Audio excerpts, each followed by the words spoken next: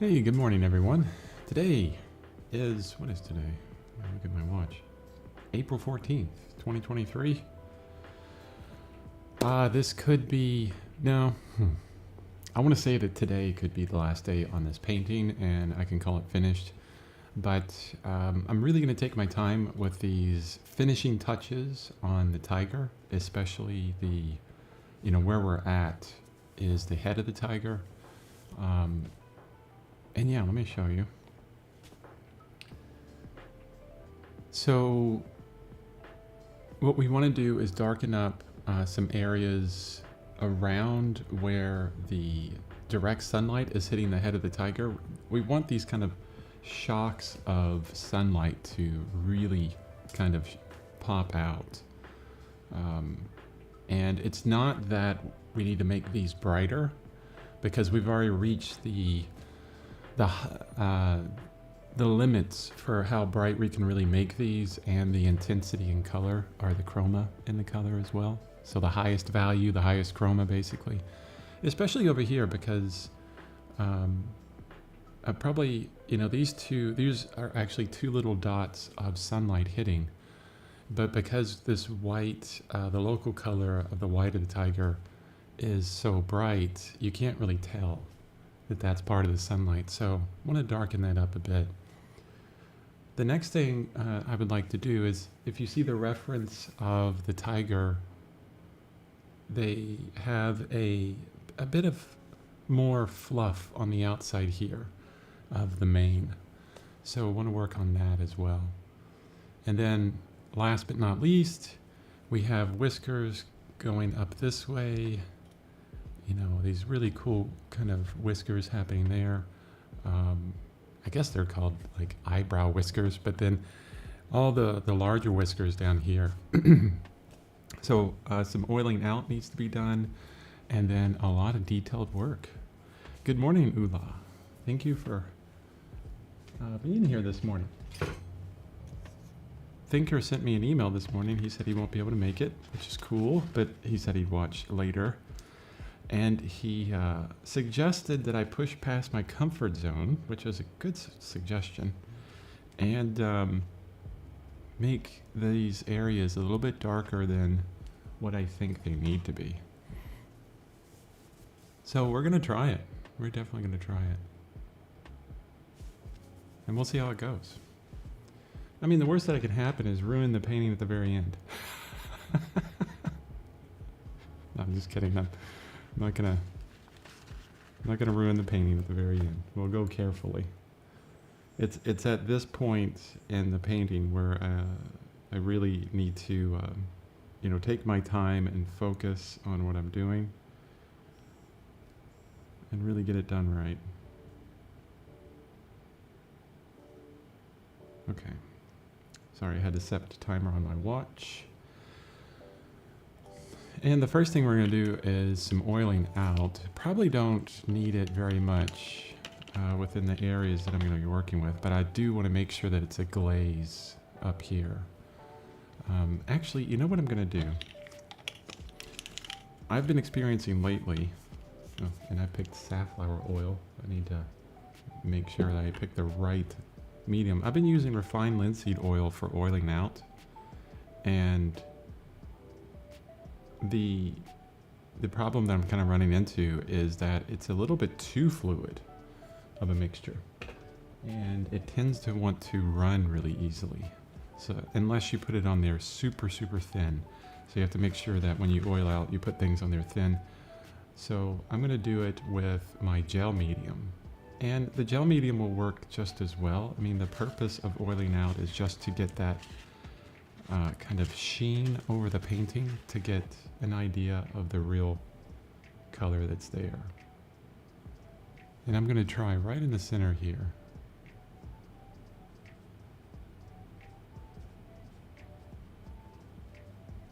And honestly, if this doesn't change,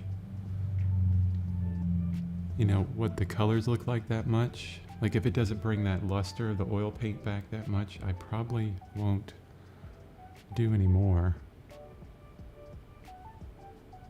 And just go with glazes right on top.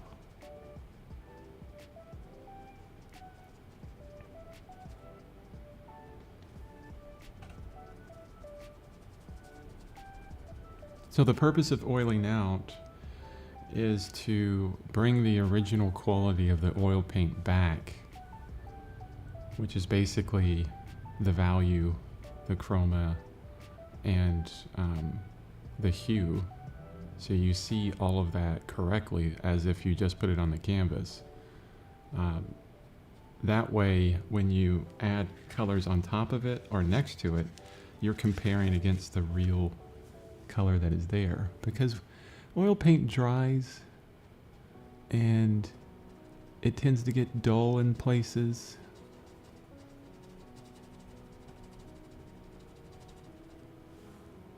Yeah, there's not much change there at all. So we're going to go right with the glazing. Oh, and I need to get my burnt umber out because that's one color I know I want to use.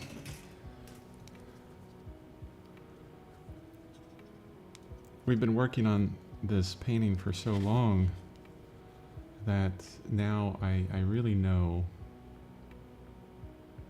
a lot of the color mixtures that I need to make.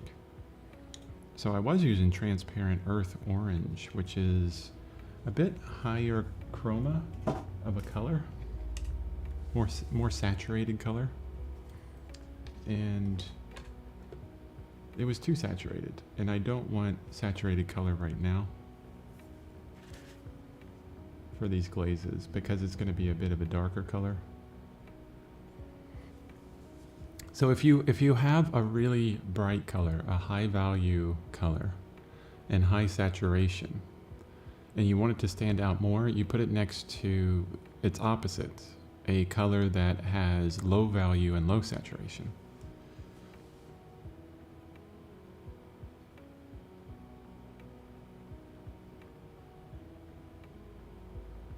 So burnt umber, and then we want to desaturate this even more.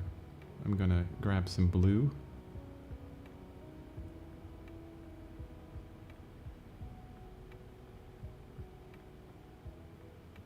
I recently changed up my palette, the way I put my paints on the palette, and I kind of need a bigger palette now because I'm arranging my paints, you know, as they would appear on the color wheel, and it makes things a lot easier, honestly.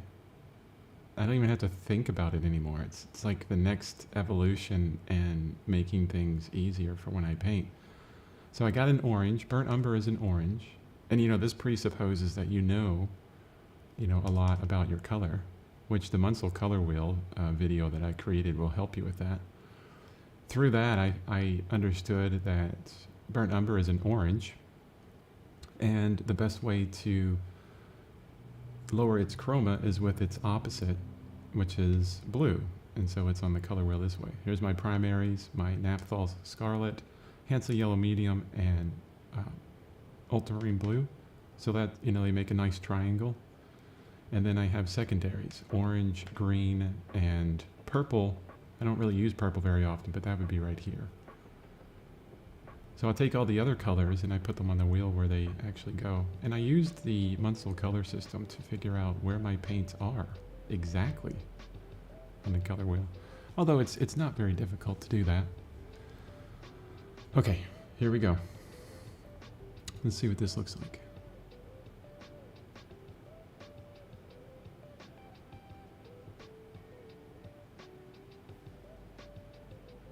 All this is a mixture of burnt umber and ultramarine blue.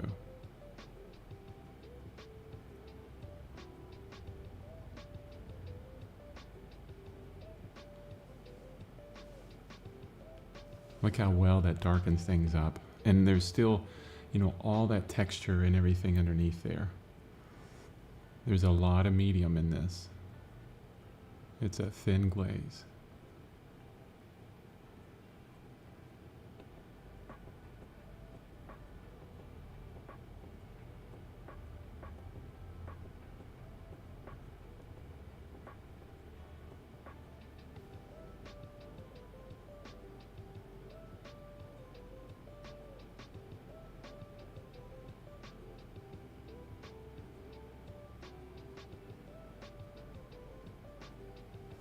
Now the great thing about glazing is if you put too much in,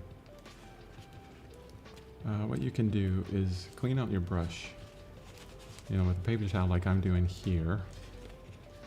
And I'm just kind of squeezing out as much paint as I can. And if you think you put too much down, or you want to fade it a little bit, a dry brush will take a lot of that off. Sorry, my palette camera keeps turning off. I will get that fixed one day. Actually, I'm replacing that camera. So with this dry brush, or a brush you haven't used yet, that would work just as well. I can kind of thin it out in a few places if I wanted to. Or if I didn't like it at all, I could pull off everything that I put down entirely with a paper towel. Now glazing is done when the paint layers beneath are dry. So you want to make sure that everything beneath is dry.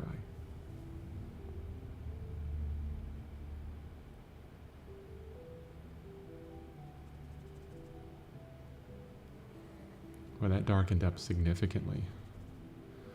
That is definitely beyond my comfort zone. Let's bring that into this white area, this kind of local color of the white hairs here. I want to darken these down a bit. Really pop out these two little lights of sunlight hitting the tiger's head.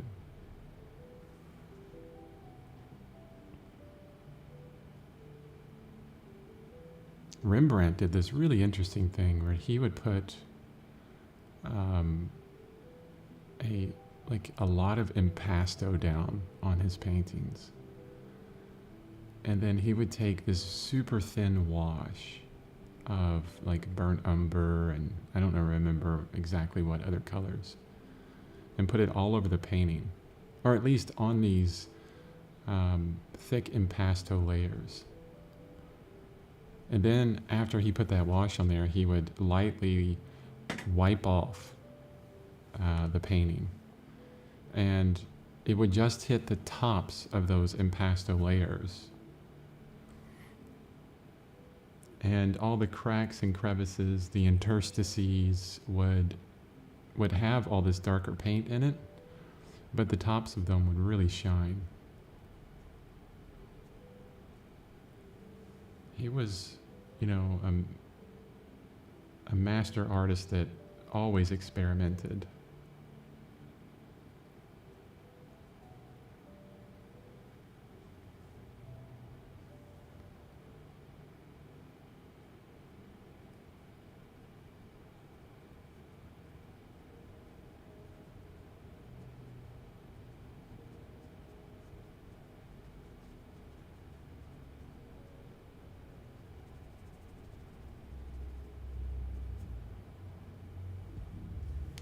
There's always the possibility of you going in with your finger and moving these around,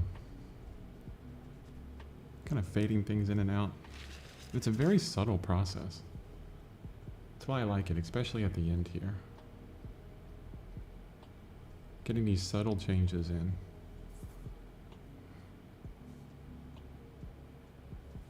All right.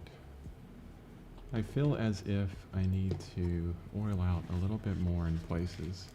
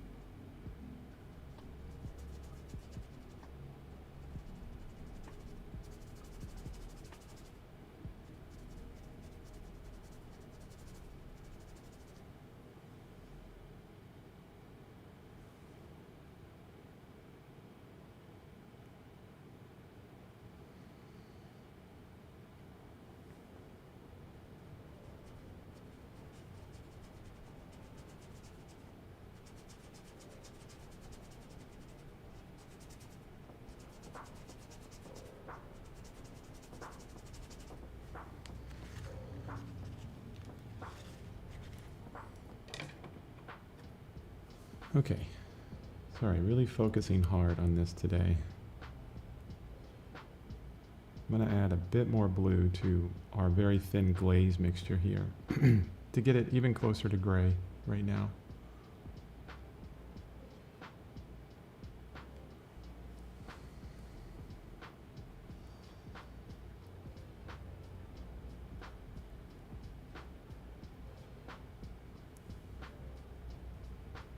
Now I'm gonna go with the hairs that are put in here as well.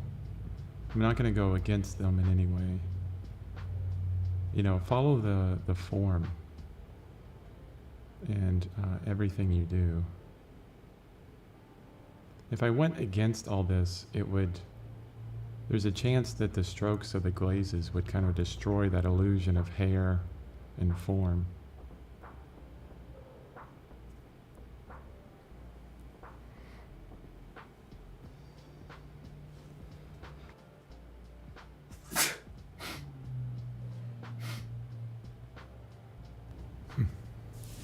Sorry, I totally sneezed, and I hope I muted that in time.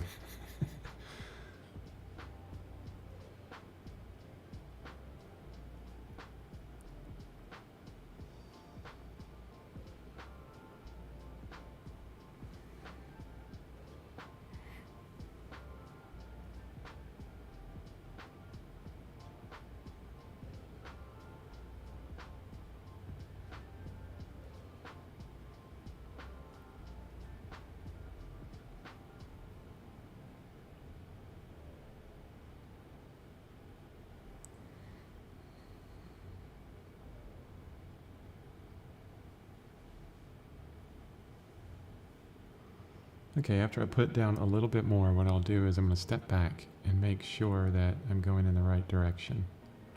I've already put a lot of glaze down. I want to make sure I get this right while it's wet. You know, I don't want to let it dry because trying to fix it after this is dry would be very, very difficult. You know, well, not difficult, but a lot of work.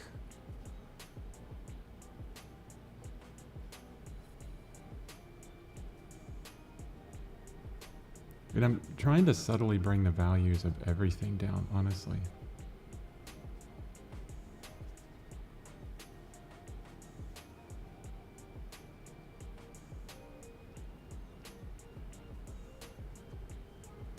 Everything but in those shocks of sunlight.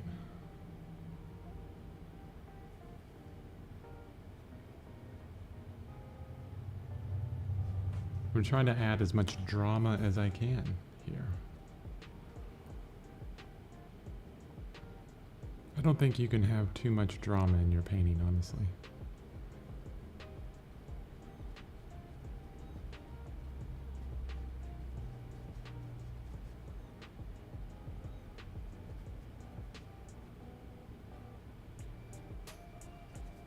All right, let's step back and see if I've gone too far.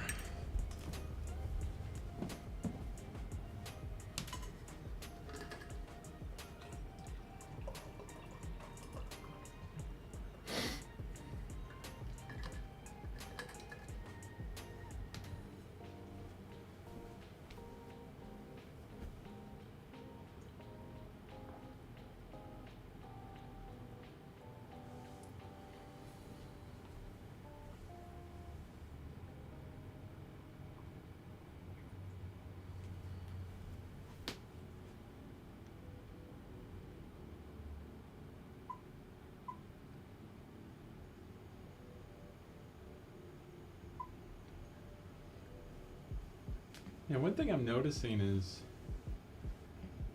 the version that you're seeing is much higher contrast than what I'm seeing, so,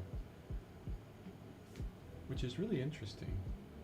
I'm trying to see if I can use that to really help me with the judgment of this, of the changes. Well, I will say that the shock of sunlight is definitely more prominent now. There's some edges that I want to change though.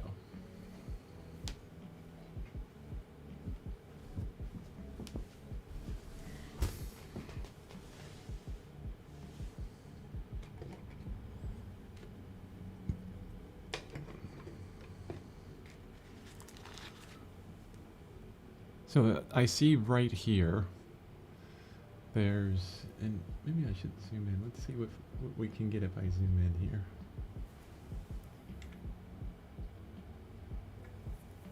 So right here, these edges seem a bit too sharp. So again, I got a dry brush, and I'm going to remove some of that glaze on this edge.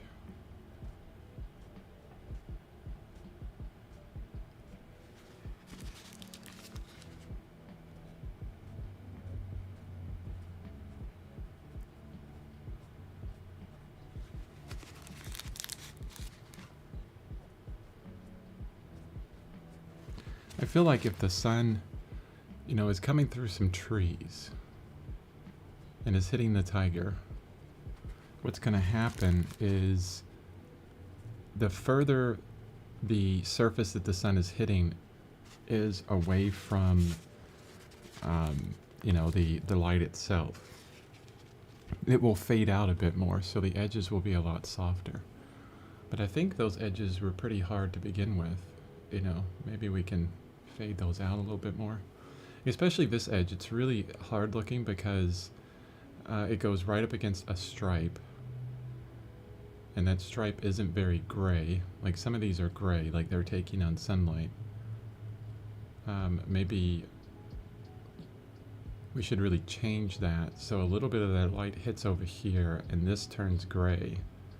So there's more of an indication. And this is kind of like a tangent where it's making it look like this is the local color rather than something on top. Okay, so let's work on that. I'll need to do a couple things.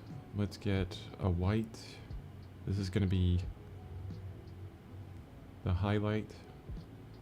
And actually, I'm going to do that down here close to my yellow. And let's add some red into it. And a little bit of burnt umber. I'm going to bring the intensity down just a little bit. I can always increase it.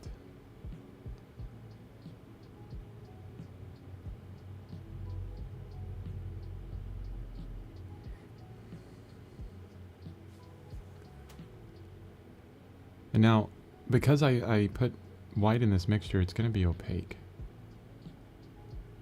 And that's fine. I want an opaque mixture here. So that's too close to white.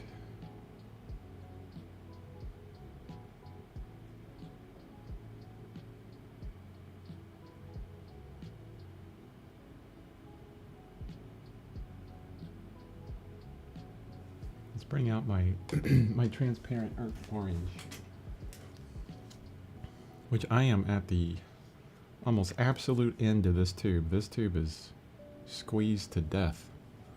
I like getting every single drop of paint out.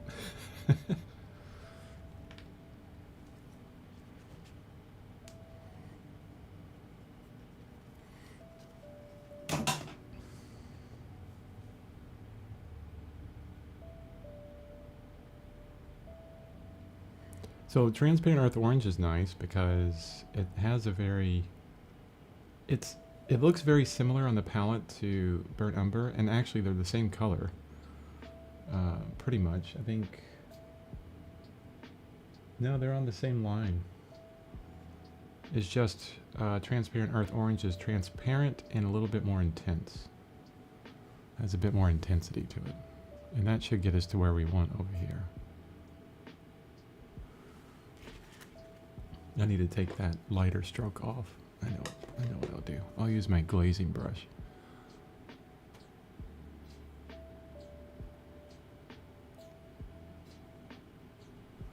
Kind of just moved it around, didn't I?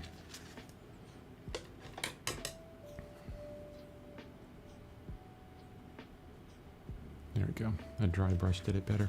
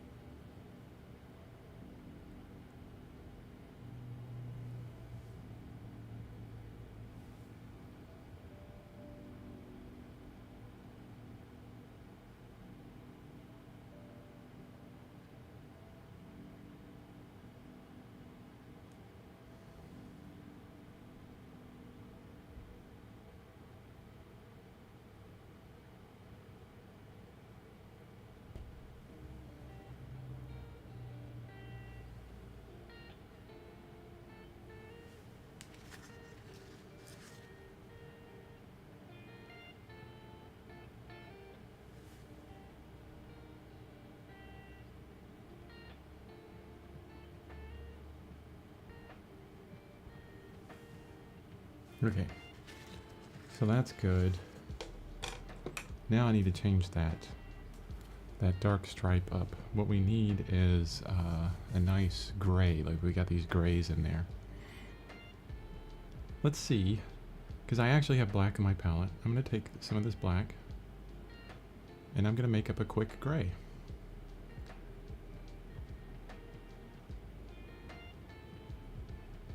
I'm getting more and more comfortable with black now. I'm beginning some color wheel videos, or color theory and color mixing videos. And I think it's pretty awesome. I mean, I'm having a lot of fun with it because I'm understanding my palette so much more than I have before. And I'm creating a tutorial. It's going to be on YouTube for free. You know, not even going to charge $1 for it. To help others unlock, you know, their palette. Get a better understanding of what your colors can do.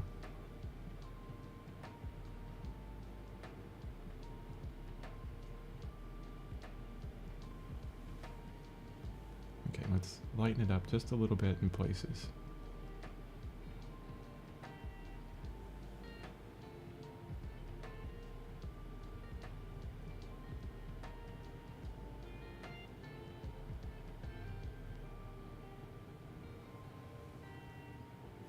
Maybe a little bit too light there, we'll see.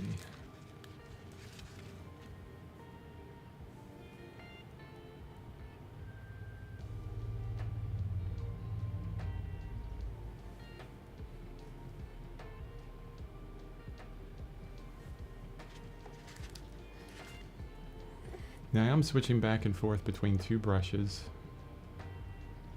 When you're going from those extreme colors, from like a very light color with high saturation or high chroma, so high value, high chroma, to low chroma, low value, you want to have two different brushes. So I have a dark brush and a light brush, basically. That's one way to really avoid colors that, you know, the quick terminology there is mud. But that really doesn't tell anybody anything. Mud is basically when you have, well, I need to define that really, and really understand it better. But it's my understanding that mud is where you have a color of like low chroma, low value. You have a hue that looks completely off in where it's placed.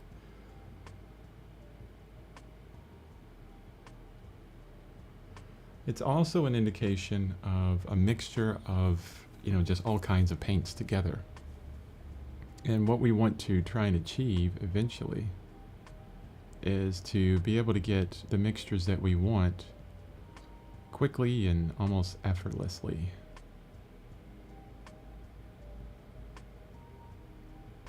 Because you have a lot purer color when you can, if you have the ability to say, okay, this is exactly what I need, and then you hit that right on with like a mixture of two different hues or two different colors on your palette, the intensity is going to be there. The clarity in that color is going to be there.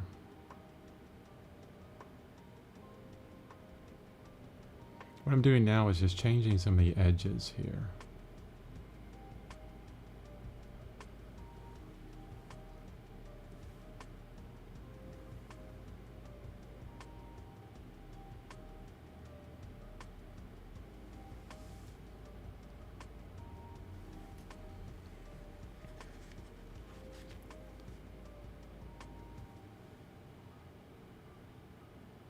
Okay.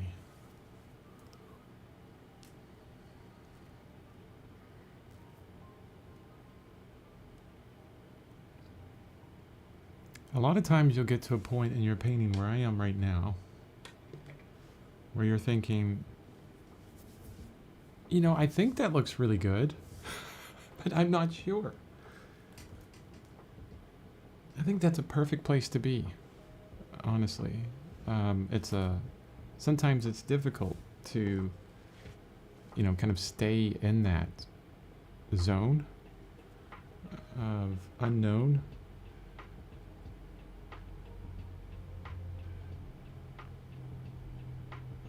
But it's best to kind of stay into it and say, yeah, I'm not really sure. I think we're good. And then just kind of go with it, because, or live with the painting for a while. You know, that's another indication of, oh, I'm not sure if I'm at the right value or color, or if all this looks good here. So I'm going to let the painting sit for maybe a week or so and just keep it up on my easel, or hang it up next to my easel, maybe start another painting, or keep going on another painting, and you know, keep looking at it.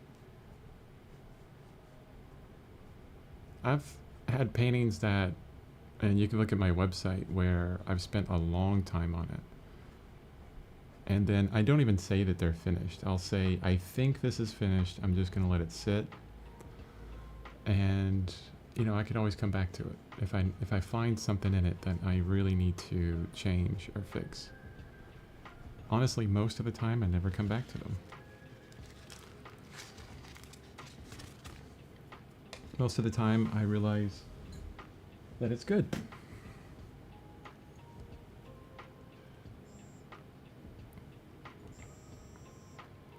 Okay, next thing is I want to broaden out. I want to broaden out like the hairs here.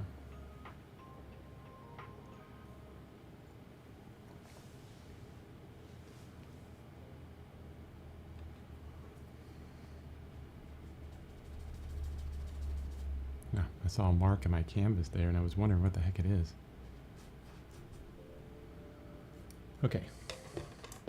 First, I'm going to try using it's a small but very splayed out brush to help me kind of figure out those hairs. But there's some very subtle values here. And I'm looking at this top one. It needs to come out a bit further, be a bit more wispy. But I need to make sure that I get those values right. I'm going to start with this burnt umber glazing mixture that we have. And it needs to have a lower chroma, higher value. So I'm going to go with white, just a little bit of white. And see what that results in.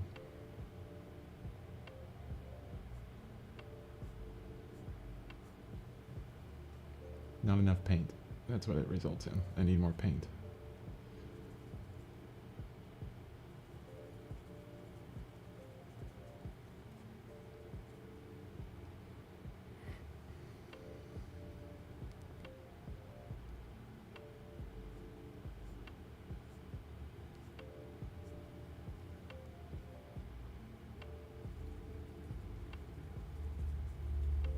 Needs to be lighter as well.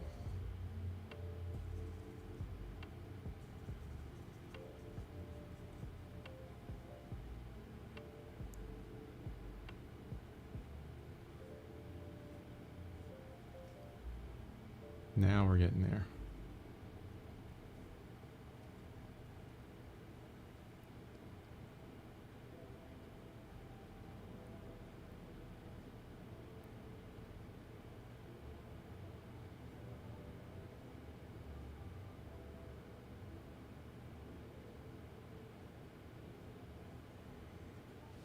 And one thing I'm doing is I'm really kind of smashing my brush, splaying it out intentionally into this paint, okay? To get it as wide as possible. To get an individual hair kind of spread out as much as I can, like my fingers here. And then I'm lightly kind of going over the canvas with it, so that just the tips touch the canvas. And this way I can get, for each stroke, I get like 5 or 6 or 10 or 15 different hairs kind of on there. It adds so much more interest to that area. It's really nice. I like that.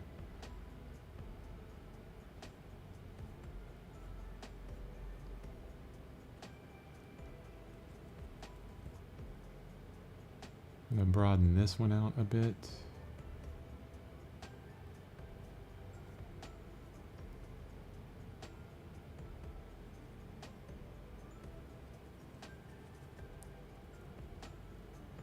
It's one of those things where you can't do it too much because then you'll end up blending all of those little hairs in.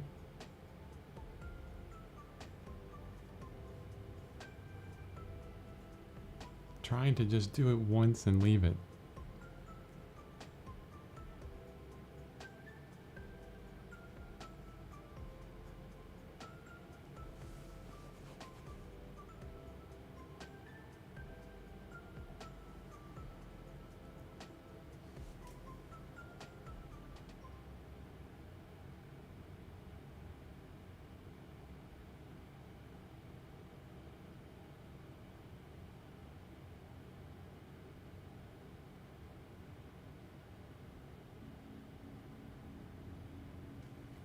Now, a bristle brush may work better for that, but, well, I have this brush out, so I'm going to use it. And I think that's pretty good. I think I've broadened that out just enough. I'm going to live with it for a little bit while we're working. Maybe a couple more here.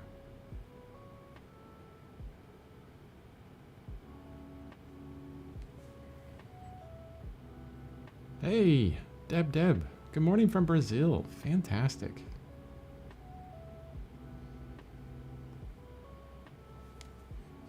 Thank you for joining.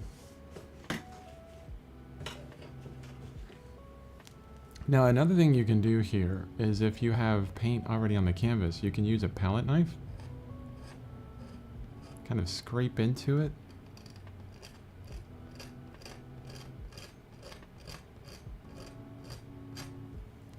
And that will scrape off, and you know, it would leave like the spaces in between hairs if you wanted to do that. I saw a bit of paint that was a bit too thick there, and I wanted to kind of spread it out a bit more, make it look a little bit more like hairs, so I did that. Now over on this side, same color in my brush.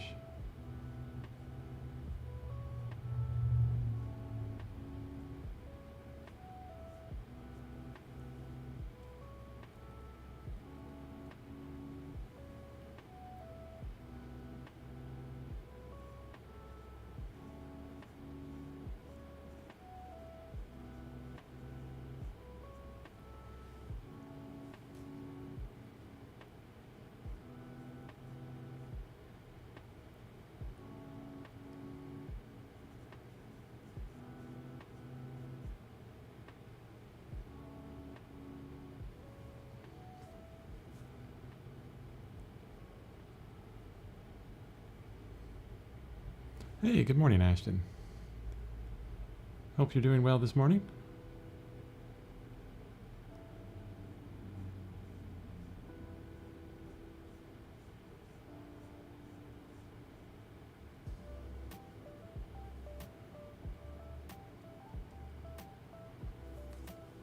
Okay, Deb says, I just got started. I don't have a palette knife yet. Thanks for the tip. Yeah, palette knives are honestly something I don't use very often.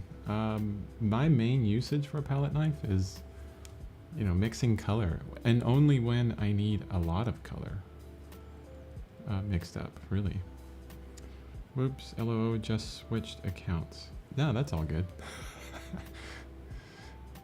I know who you are now. I know both accounts.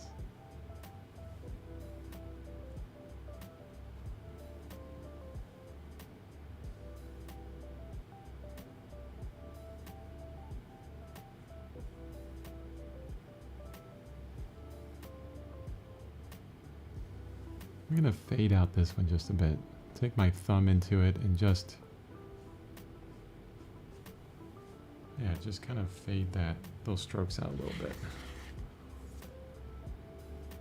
All right, I'm gonna step back and see where we're at. If this is good, the next thing we're gonna do is gonna be the most nerve-wracking thing, is the whiskers. Oh geez, that's gonna be fun.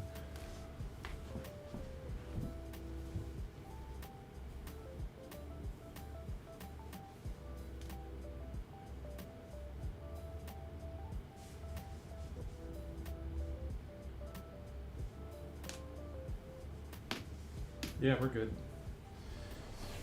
Okay, here we go. The great thing about this is I have a lot of practice, a lot of places where I can practice this. Let me tell you about what needs to happen here.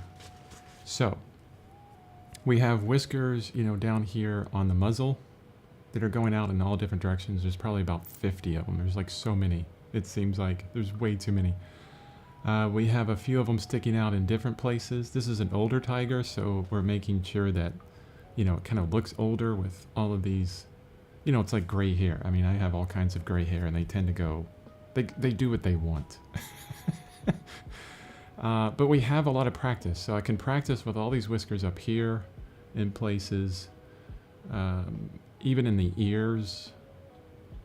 But the difficult thing about this is it's a stark white, especially here in these whiskers. It's going to be a stark white, or not completely white. We'll probably never use just white. The only place white is going to be is right there, but a lighter color, much lighter than what the background is. And if I get that stroke incorrect, I could probably wipe it off once. And if I have a bunch of whiskers, it's going to be very hard to wipe off just one. But if I have to do that multiple times, it's going to fade out that background. And I'll have to repaint the background, or at least go over it with a darker glaze, and then let that dry for several days before I can start the whiskers again. So that's why this is going to be nerve-wracking. It's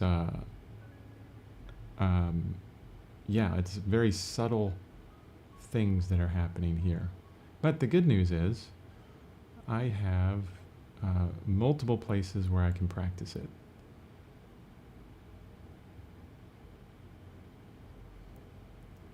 So this is a very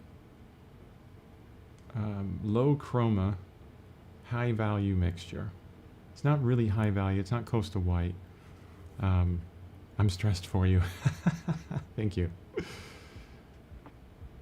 And so this color should work well. And what I'm going to do is mix a lot more medium with it. Okay, it's going to be fluid. I want as fluid a strokes as I can possibly get. If you want to make very long strokes, you need to add some medium. So, you know, these really long strokes, like I am doing on the palette there. If your paint is pretty thick, you're not going to be able to get those. Now the other thing is trying to get it as thin as possible. So here's what you do. I just, and hopefully you can see this because it's really tiny. I'm going to put it over top of a dark area on the painting. So here's the flat side of my brush. This is a small brush. It's a Monarch 0. It's a filbert brush. So this is the flat side, what you normally use to put paint on. But here is the sharp side, the edge of it. And when I clean out my brush, I can like kind of squeeze it and turn it into that kind of really sharp shape. But I want to keep that, so I'll go to the palette and I'll kind of flatten it out more by adding paint to it on both of those sides, both of the flat sides. And it'll stay really sharp. But you have one or two strokes on it, probably just one, before it broadens out again. So let's practice this. And I see a hair that's going from here up into the ear, so one whisker. Oops.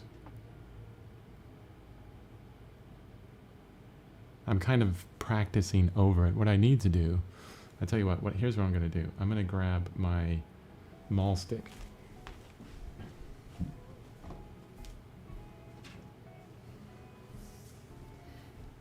To study my hand more. I call it a maul stick, but it's basically just a stick. This is actually a rod from where you open and close blinds. That's all it is. Okay, I got a piece of it in there. It's a bit thick. I would like for it to be a bit thinner.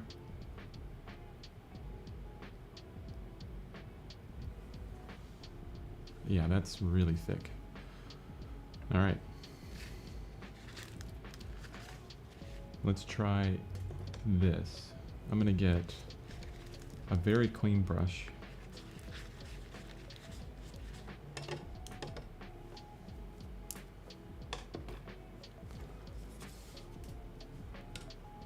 And I know we went over this area with some glazes. So I'm going to carefully, this is a very dry brush, I'm going to carefully pull off some of the paint that I just put on.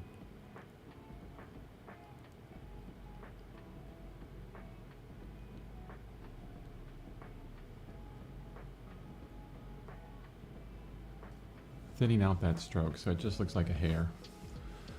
That's some like really careful work. I hope you guys can see that. I'll tell you what, let's zoom in really far so you can see exactly what I'm doing. Need to move the camera up. Give me a second.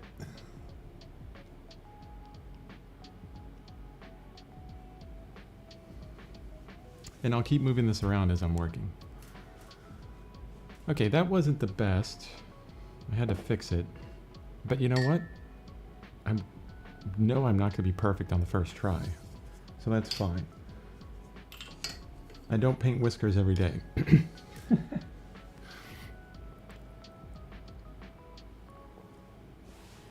Now the next thing I'm going to do is I'm going to try a thinner brush.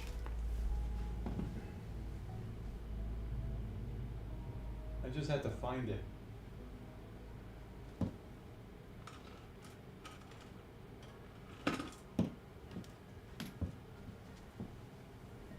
Okay, this is my super thin, it's a round brush, it's super tiny. And I usually reserve this brush only for signing my paintings, but we're gonna try and use it. And it's a bit stiffer brush, it'll hold its shape a bit more.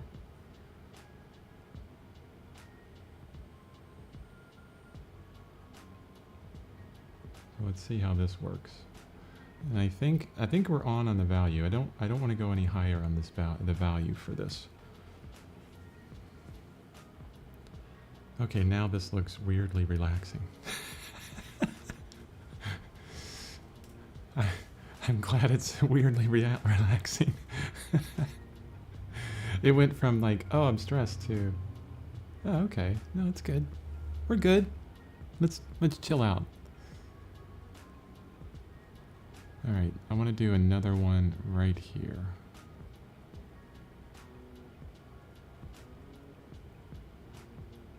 Oof, no, too much. I like the one before. See, that just put way too much paint down. All right, let's do the same thing. Let's thin this out with a very dry brush. Let me make sure I got the right brush. Nope, that's not the right brush.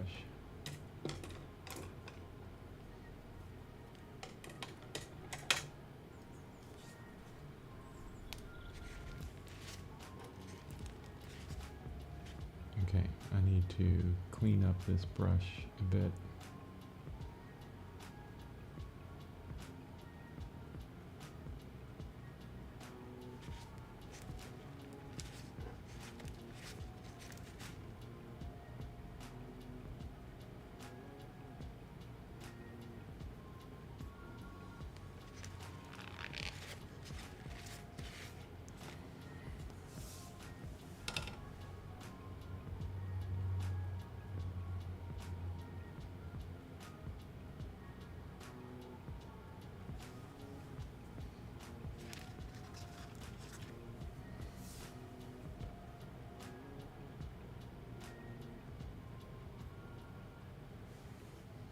Yeah, okay, I'm not liking that one at all.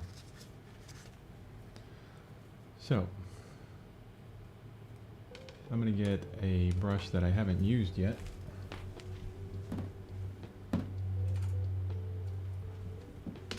And really pull all that paint off. Kind of blend it in too. See, if I take these strokes here and I just go with the texture of the background, they basically disappear into there. Because it's got a lot of medium in it, it's going to disappear. A lot of it will go up into the brush, and then some of it will change the value of the background a little bit. Okay. Alright, so my signing brush did not work at all.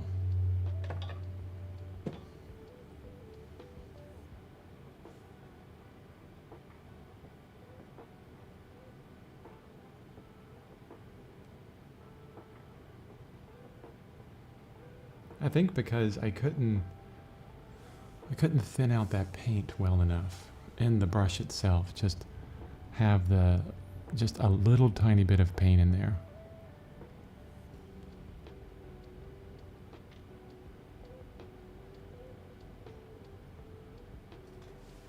Yeah, that worked much better.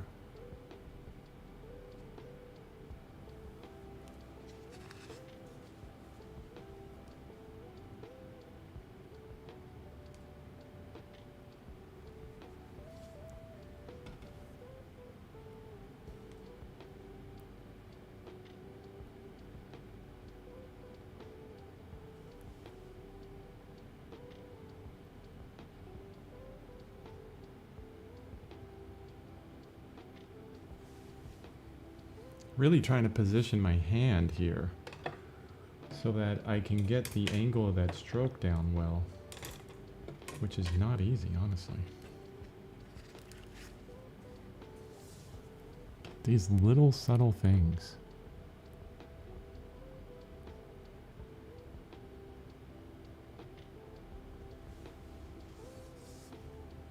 It adds so much interest up there, though. It's really, I mean, I think it's really cool.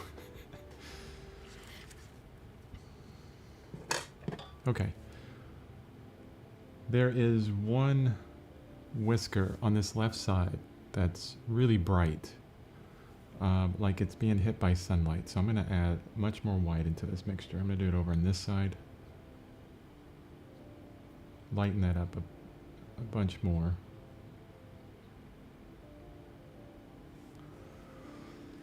And now this one's going to be really difficult because it's at an angle.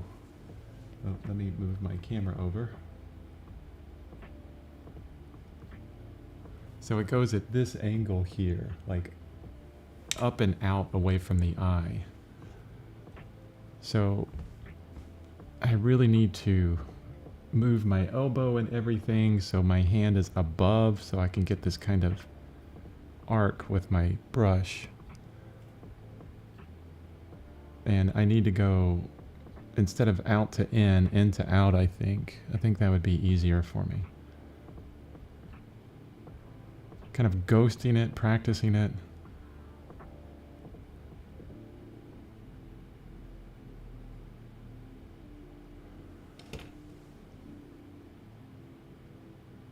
All right, that was satisfying.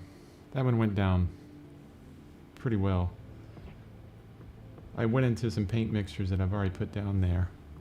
That little gray that I put down. But now that I have a line to go off of, I can fix this up.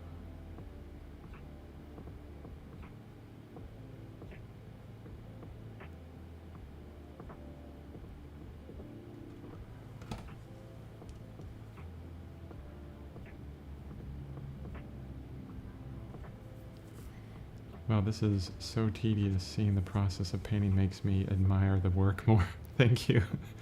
It's actually cool how, really makes you forget about everything else. I appreciate that, guys. But you're right, it is tedious. I mean, I'm doing hairs, like individual hairs. They're important. Like, I didn't do individual hairs on everything, you know? That's my... yeah, it's tedious. I'm not gonna lie. This part of it is very tedious. But we're at the very end. You know, these are the pieds de résistance, they call it. You know, whatever that means in French.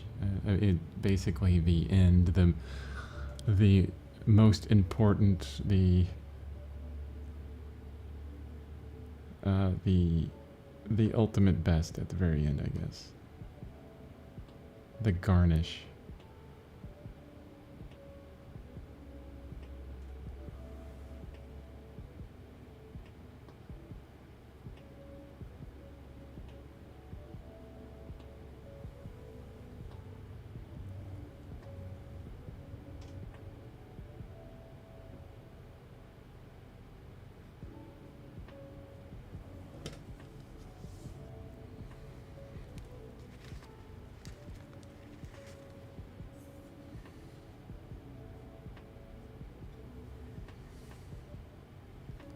I like that. It makes you forget about everything else.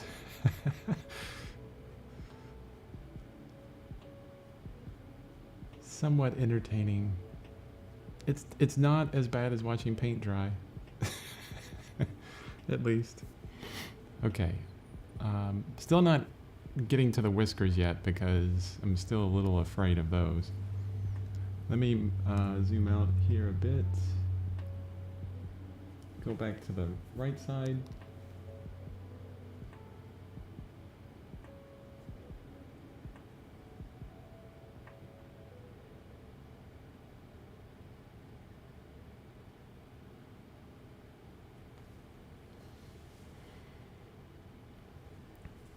Now there's a... I think I really need to darken this up. Now that I look at it, I think these mixtures that I have now are too light for the whiskers closer to the bottom. So I'm going to darken it up a lot. Using burnt umber in there, I'll probably add in a little bit of these grays to bring in some blue. I don't want it to be too warm of a color.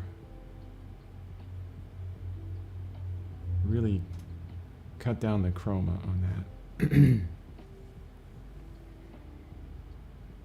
And there's this little 3 or 4 whiskers right here that are interesting.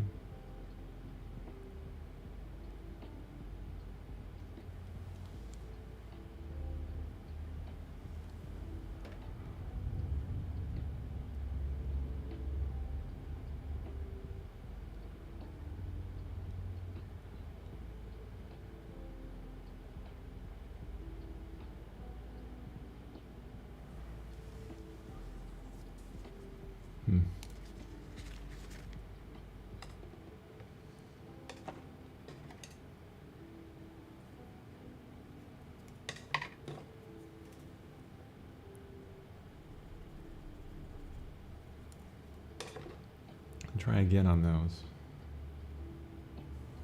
I did not like. The stream's gonna go extra long today because I feel like I could finish this up.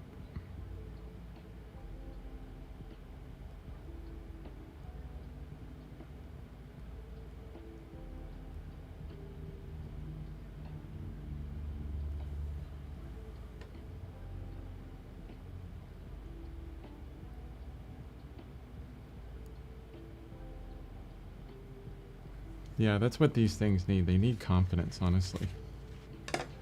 The confidence that, you know, you just do it.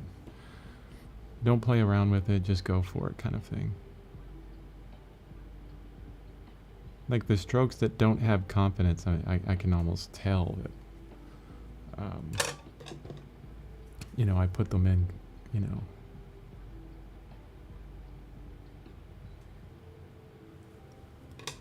All right, that one I really need to fix.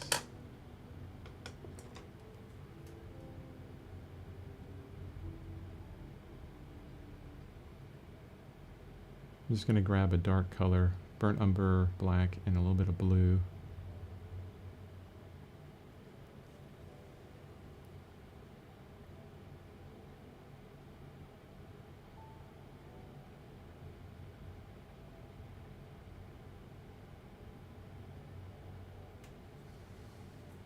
Super tedious.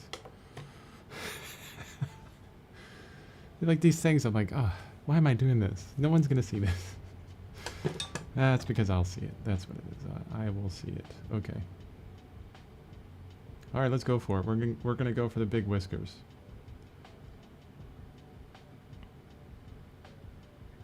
You know, a little bit of that confidence that you get, it's kind of like, you know, I don't care. You kind of have to bring in a little bit of, yeah, it'll be fine. No big deal. If I screw it up, I'm sure I can fix it. It's just going to take some time. So I really have to kind of bring that into it. But at the same time, not, you know, to still prepare for it, even though I'm thinking, this will be fine. You know, I get this stroke in. If it doesn't work, that's okay. But at the same time, I'm still going to make sure that I position my hand in the right place so that I get the stroke direction that I want. And this direction is going to be it's really difficult for me to put my hand in the right place. It's like kind of almost straight out. All right, sorry if my head gets in the way or anything, but it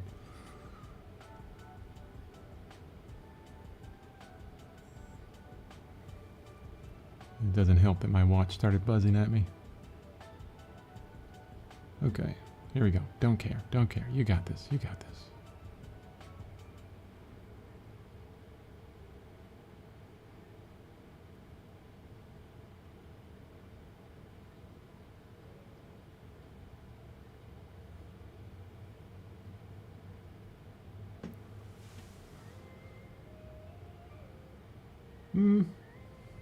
Not too bad.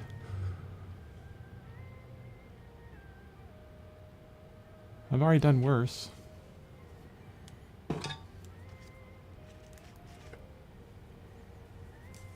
It's not very even because I had to go over it several times to really get the paint on there.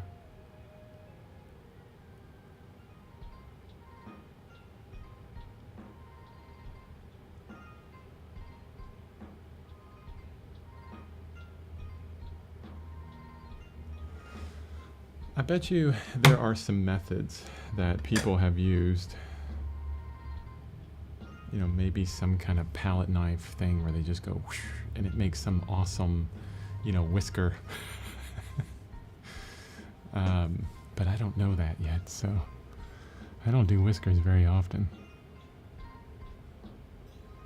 I mean, you know, I paint figures.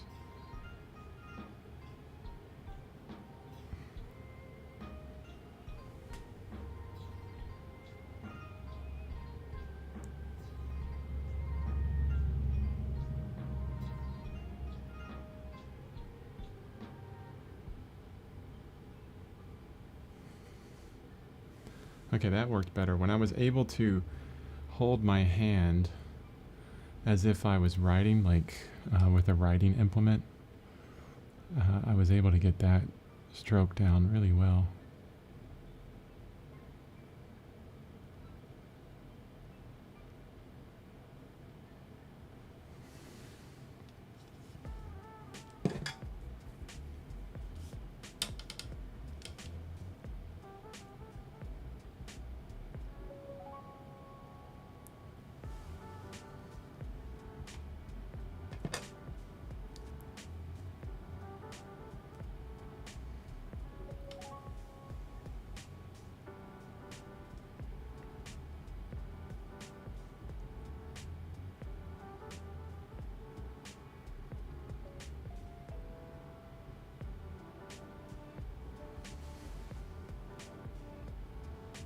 Not really getting the curves, the arcs in these whiskers that I want, honestly.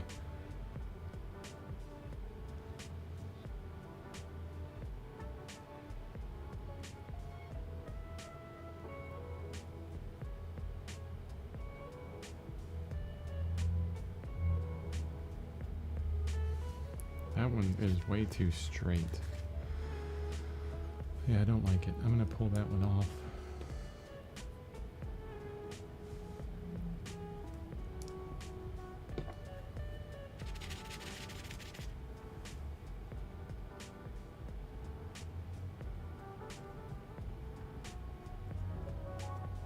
Yeah, that came off really easily.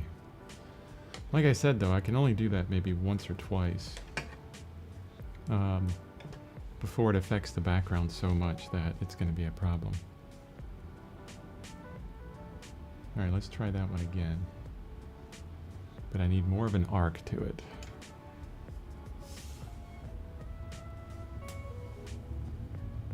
And I'm definitely going to be putting my head in the way of the camera. Sorry, guys.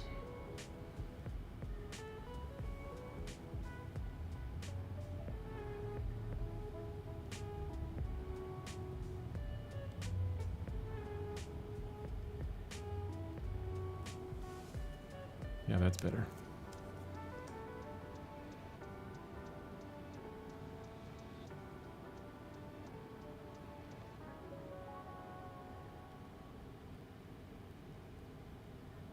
Okay, now I'm going into a lot of gray here. Darker grays. Maybe some blues in there.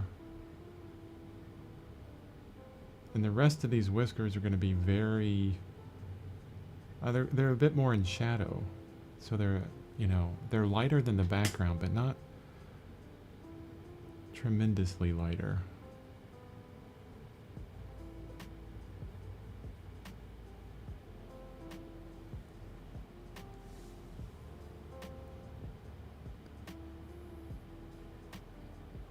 Okay. Let's just have some fun with it.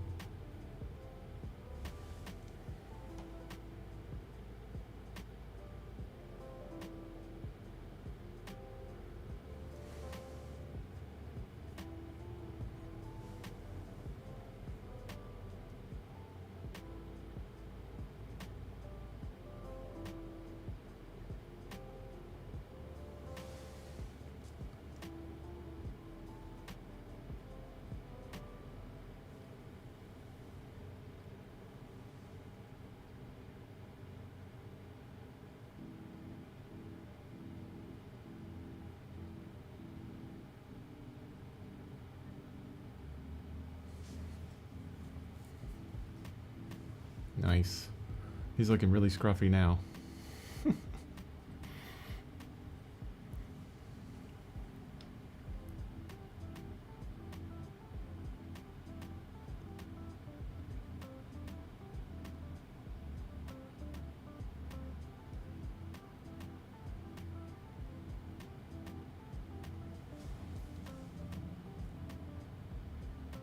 All right, yeah. I think that's pretty good on that side. Well, you guys can definitely, like, I'm looking at the stream, like the delay of the stream, and it's just like all you see is the back of my head. I'm so sorry for that. You're like, wow, is Chris balding? He had all this long hair, but I could see that maybe he doesn't have enough on the backside.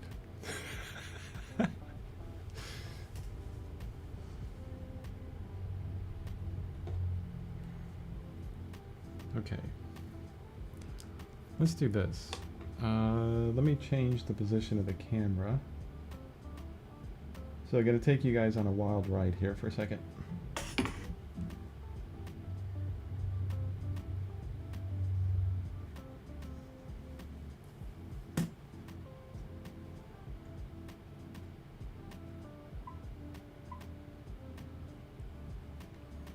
So I moved the camera more to the side over there so that I can lean in really far and I won't be in the way.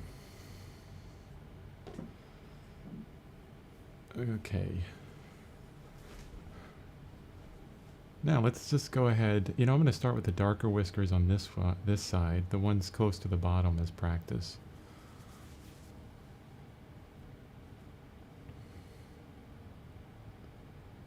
It's okay, just get those whiskers.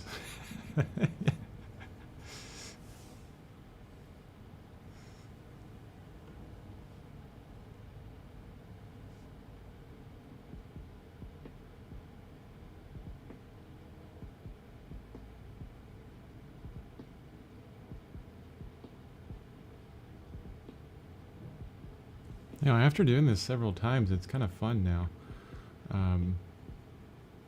What I've learned is, you know, you think you're kind of close to the canvas, but you're not sure how close. And so I'll do a stroke, stroke, stroke, and I'll get just like a millimeter closer each time. And then all of a sudden, it'll do this perfect stroke on the canvas. And then I know that's the distance, and I'll stay there.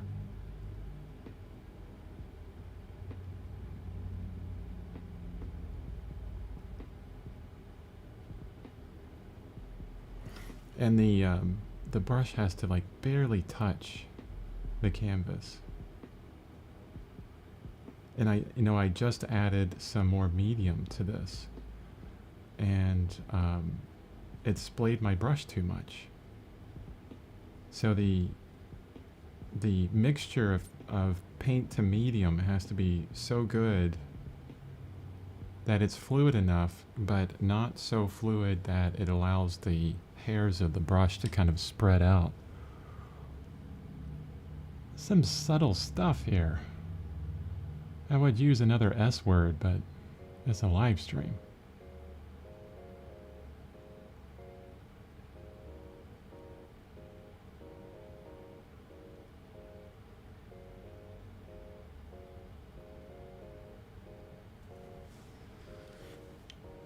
Yeah, I was gonna say shiitake. Some subtle shiitake. Some good mushrooms, those shiitake mushrooms.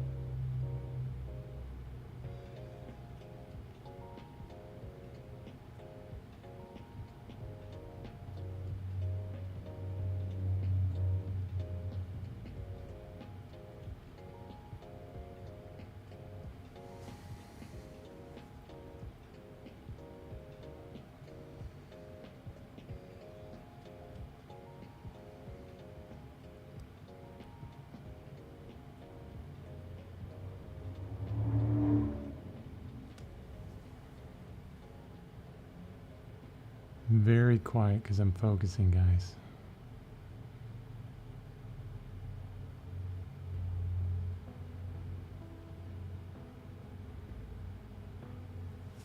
Oof, did not like that one.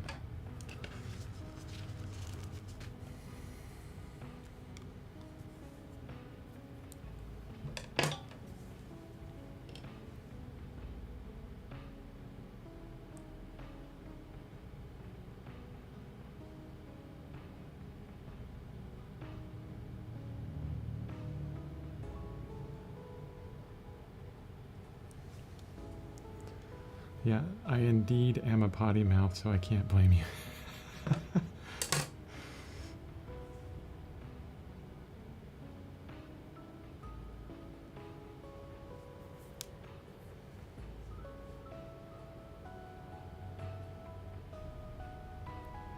Like years ago,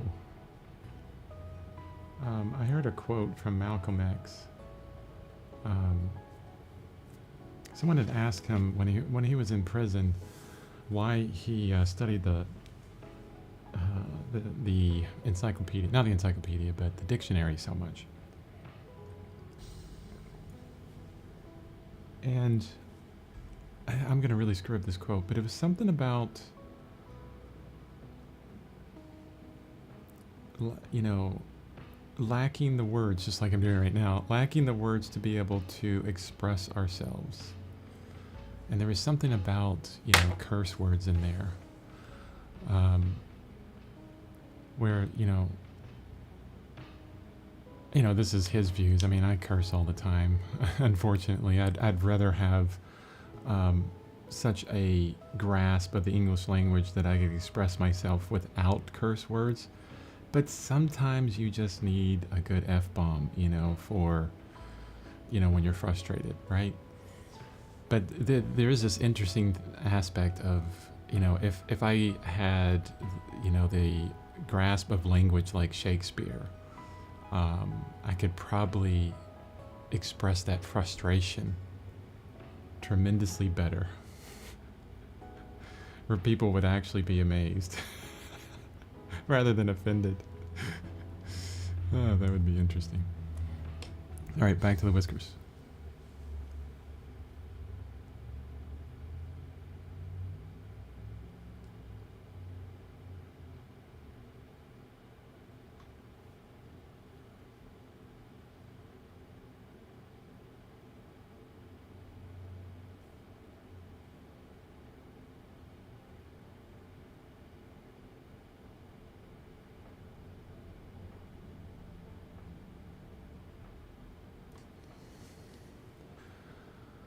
Oh man, I just realized I'm holding my breath. Ooh. So if I just fall over and it's quiet on the stream, you guys know that I just passed out from holding my breath. And I don't think you know where I live. It'll be okay. I'll wake up in a bit. So don't worry about calling the cops on me.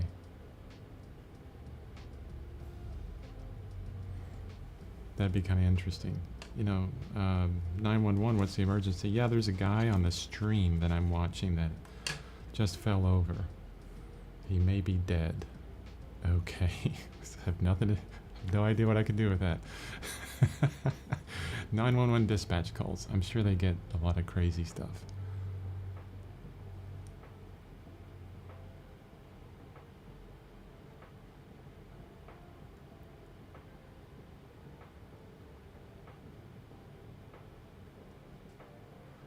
Okay. Trying to get into this correct angle for my hand. It's not very easy.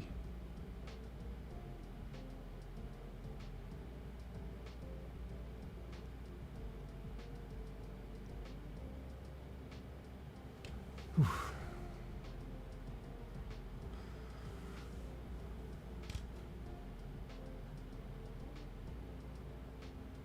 Oops.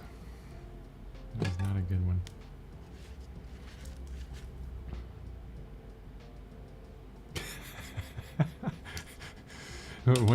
If you pass out, I'll watch until you wake up at least. Thanks, Ashton. I appreciate that. And always good to know you got my back. Oh, that's awesome. I don't know. Maybe I'll get a bunch of views. Yeah, there's this live stream guy passes out from doing a painting. Painting looks great.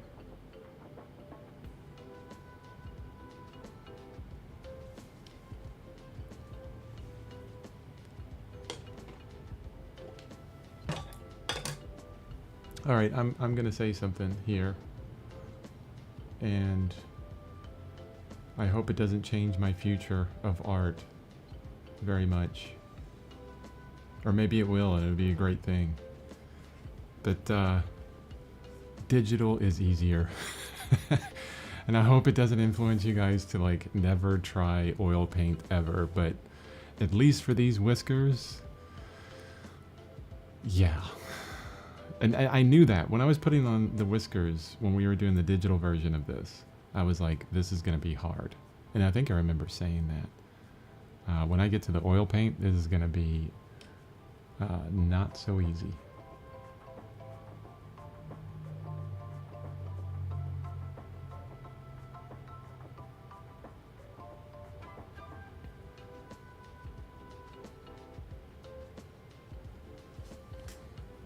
But I tell you what, when you put a couple of those on really well, you know, because it's a challenge, and I actually, like, that one went on really well. I was like, I feel like, you know, top of the world, ma. Like, wow, I'm actually pretty good at this.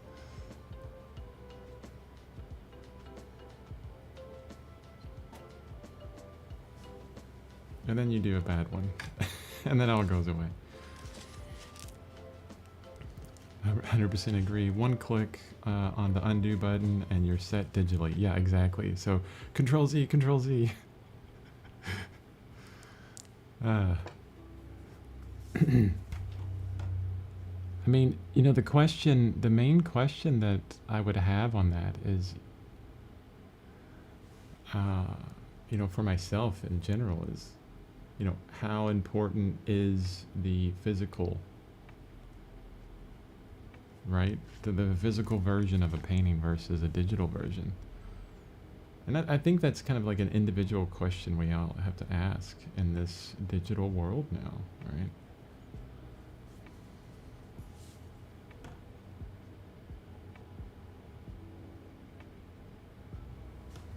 So if you're thinking,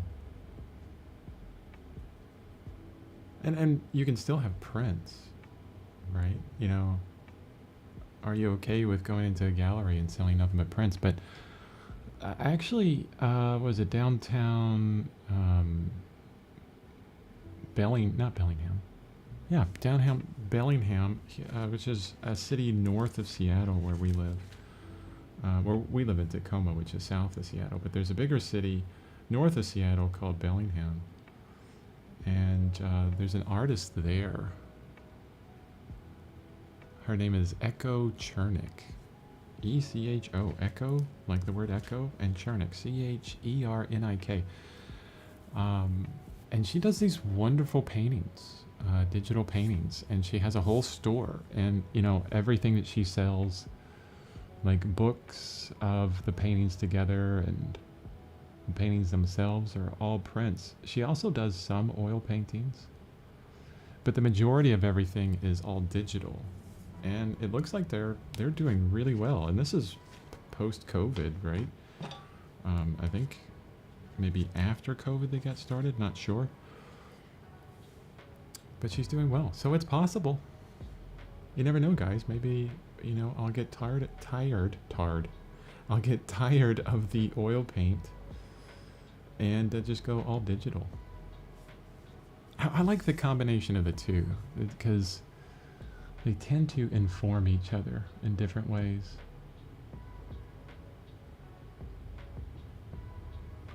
But maybe I'm old school, right? I mean, I was born in 75. I really didn't get into being a real artist until, you know, 90s. My first computer was in the 2000s, you know, AOL. That's how you connected to the internet.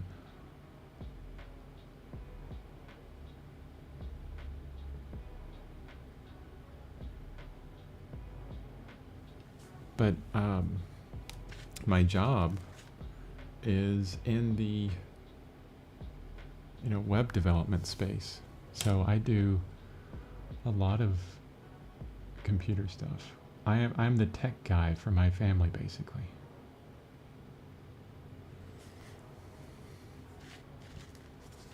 So I'm not a, what's the term for a person that doesn't get into the tech stuff at all? Like troglodyte? No, that's not right. Neophyte? I'm not sure. Those could be really bad terms. I'm sorry if they are. I don't know what they mean. Sorry, guys. But yeah, I embrace technology. I know for like for my in-laws and my parents, Except for my mom, she had to work, with computers and stuff a lot. She's deep into computer stuff. But if you're not into it all the time and you're not doing it, like my in-laws, it's very difficult for them to do anything on the computer. But I'll probably always have some toe in digital art. But anyways, I'm not into digital at all, as I spend all the time by the computer anyway. It needs some change. Yeah, I can see that. I'm kind of in the middle of both. Like, I'm surrounded by technology right here. I have 3 cameras that are looking at me, I have me, right here. This is one camera. And then the canvas itself, you see the whole canvas, and then my palette, everything together. And then I even have reference, looking at the reference. So I'm kind of steeped in technology here. And, it allows me to bring all this to individuals like yourself, which is great. So I've been doing, Deb says, I've been doing digital painting since 2009, but just got started on oil. I'm feeling very stuck and unsure. Sometimes we need to try some different stuff, I guess. Oh, you feel stuck and unsure with digital, or stuck and unsure with oil paint? I still haven't tried oil painting. Yeah, I mean, I don't think you have to. Trying different. I think where it's important is the experimentation, honestly. Trying new and different things and seeing if you like it or if it works for you in some way.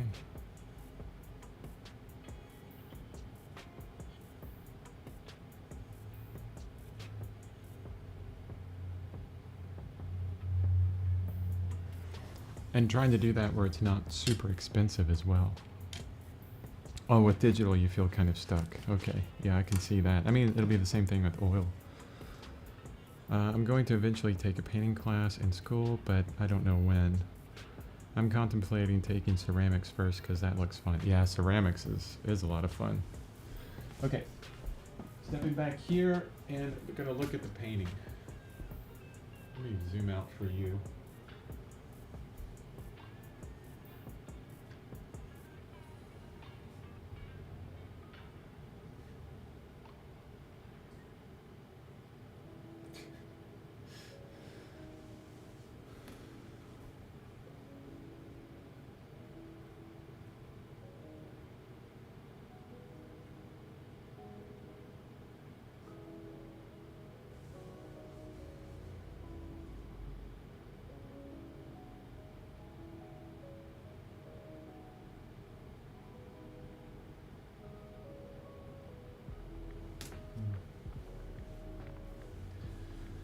Well, guys,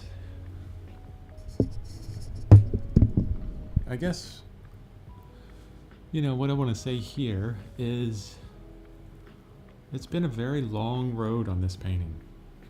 We spent, oh man, I don't know how many days on the digital version.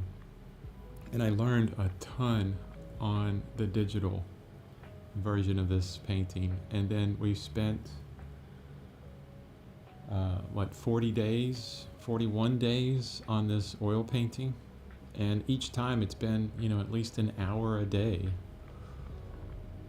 I think I'm ready to call it complete. Is it the ultimate painting that I'm super, super proud of and I'm very happy with everything and it's fantastic in every way? No, definitely not. Even the digital version doesn't match the vision that I had in my head for this painting. Is it something I'm still proud of? Yeah. Does it look wonderful? Yes. But I think, as being an artist, we always have these visions in our head of, what we want things to turn out like. And there's some days when it goes that way, there's some days when it doesn't. And just, making peace with each one and then really having the pride in the fact that you're moving forward, getting the progress in. Yeah, you know, maybe I'll, you know, during this live stream, one of the paintings I make will be really bad painting, and I'm not happy with it at all. But out of all of that, no matter how bad the paintings are, you're making progress. You're showing up. You're getting the work done. You're getting better, and that's what's the most important thing.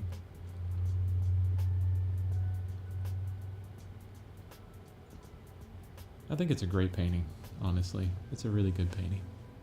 It's the first time I've ever painted a tiger in a jungle. Yeah, in oil. Looking pretty majestic. Well, I'll be proud of it for you. I appreciate that.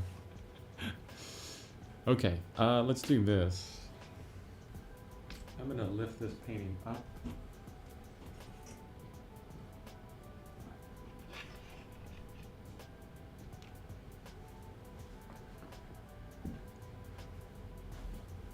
And I'm going to try and put it in a place where you guys could see the whole thing.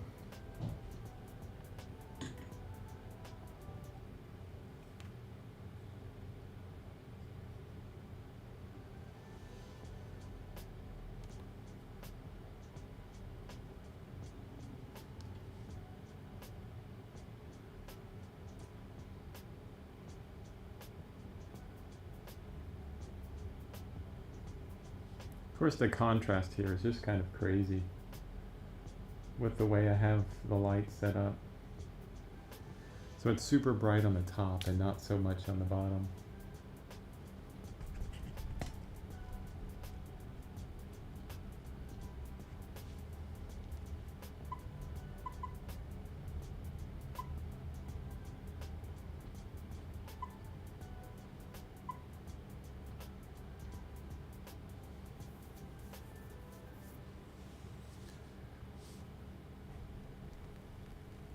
Yeah.